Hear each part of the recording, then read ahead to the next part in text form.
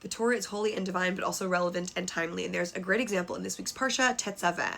This learning is in the merit of my grandmother, Esther Bat Shaul. May her neshama have an aliyah. A lot of this parsha talks about what would be done inside the Beit HaMikdash, what would be done inside the temple, and of course the Mishkan as well, the portable tabernacle that the Jewish people were using to worship while in the desert. So we start with how to light the candelabras, the menorahs in the temple. But the majority of the parsha talks about the clothing that the Kohanim, the priests, would wear in the temple. And so I want to start with that. There's a lot of details given of what the Kohanim should wear. They have these specific breastplate and a robe and a tunic and a headdress and a sash, all of this stuff. It's very specific, and here's a visual.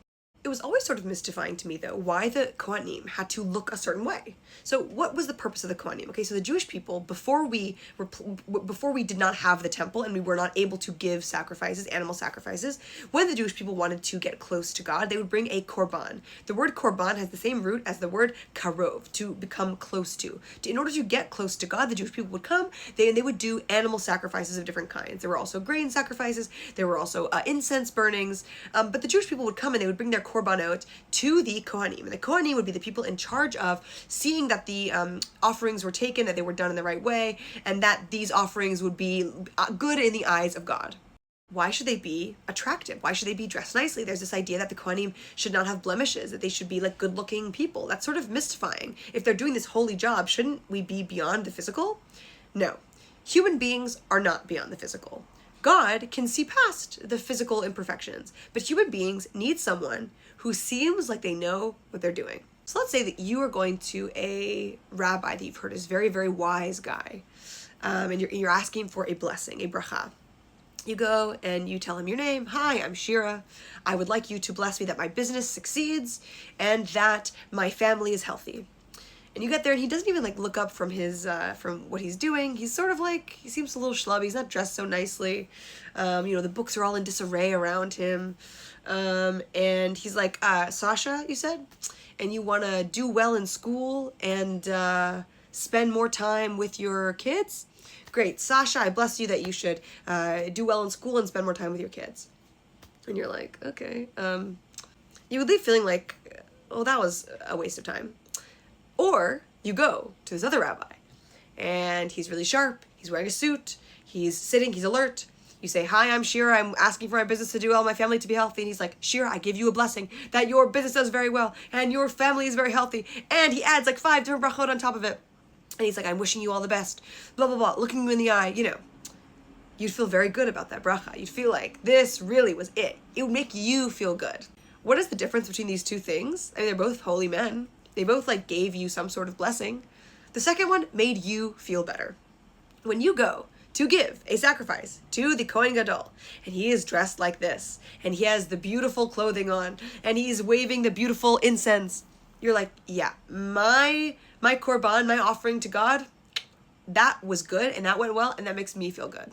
Human beings need to see someone impressive who seems like they're doing well in order for them to feel good about themselves.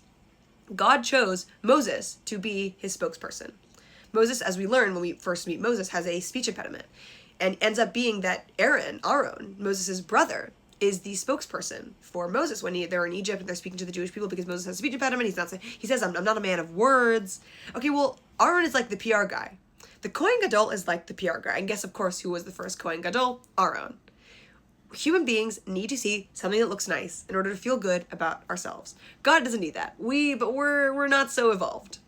So I love that about the Kohanim. And then, of course, back to the start. Here we talk about the oil that is used for the Ner Tamid, the eternal light in the Mishkan, and then later in the Beit HaMikdash. So it describes here what kind of oil is used. It says that it's shemen zait, olive oil, zach, pure, katit. Katit is pressed. Okay, so apparently, according to our commentators, and I heard this told by Rabbi Farhi from Safra Synagogue on the Upper East Side through his podcast, the olive oil is symbolic. Okay, so it's the first few drops from an olive. And it's just the first few drops, because if it's later in the olive, it has too much sediment. It has to be very, very, very pure first few drops. It doesn't mean that it's so delicious. It wouldn't be olive oil that we would eat. It's kind of bitter. And this is symbolic of things that are worth doing in life. That the purest things often have nothing added to them. If you're a coffee purist and you really like to drink black coffee, more power to you. But I think most people like to add milk and sugar and a little bit of cinnamon, all these things, to make it more palatable. But this is not palatable. eventually, if you develop a taste for coffee, if you start putting less and less milk, and you start putting less and less sugar, and this is of course the metaphor I'm making is, if you start to learn a little bit of Torah, if you start to like slowly build up and being able to understand what you're reading and not having to like add the flowery things like I'm adding all the flowery things to make it accessible, that's the purest way to do it. It takes all kinds, though. We have olive oil that is used in other parts of the temple service, and it's not just the purest olive oil.